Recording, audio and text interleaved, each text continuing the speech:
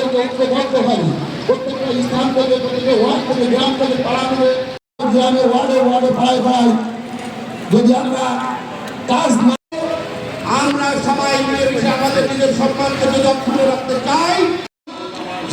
জিনার ছেড়ে আপনারা যদি রাশেদ খানকে মন্ত্রী পাবেন, আমি বলতে চাই কালীগঞ্জকে জাতীয়তাবাদী দল জেলা সদর থানা বিএনপির সিনিয়র সহসভাপতি, সম্মানিত সভাপতি, আজকের সভার প্রধান অতিথি হিসেবে উপস্থিত আছেন সকল পর্যায়ের নেতৃবৃন্দ, সবাইকে জানাই সালাম, আসসালামু আলাইকুম। ঝিনাইদহ ৪ আসনের মাননীয় সুযোগ্য চেয়ারম্যান খুরশিদ আলম মিয়া, বন্ধুবার খুরশিদ আলম মিয়া, একটি সুন্দর বাংলাদেশ গড়ার লক্ষ্যে আপনাদের কাছে ধানের প্রার্থী জনাব রাশেদ। আপনারা কি চান যে বিএনপির প্রার্থী, বিএনপির প্রতীক জনাব তারেক রহমানের সিদ্ধান্ত, বিএনপি সিদ্ধান্ত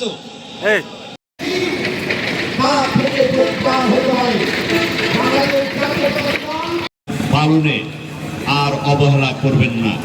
সকলের কাছে আমার উদাত্ত স্বীকার করে ৬০০ ওয়ার্ডে যারা দায়িত্ব রয়েছেন,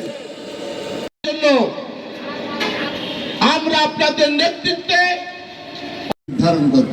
সেই দিনটা হচ্ছে আগামী 12 তারিখে আমাদের প্রার্থী।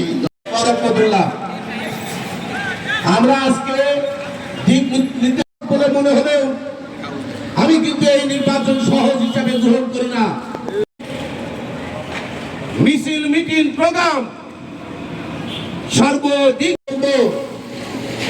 যারা বিশেষ করে দায়িত্বশীল ওয়ার্ড থেকে আমাদের মাঝে উপস্থিত থানা বিএনপির সিনিয়র ভাইস প্রেসিডেন্ট বড় ভাই সম্পাদক, জেলা জাসাসের সাধারণ সম্পাদক বন্ধুবর লিটন, এখানে উপস্থিত আছেন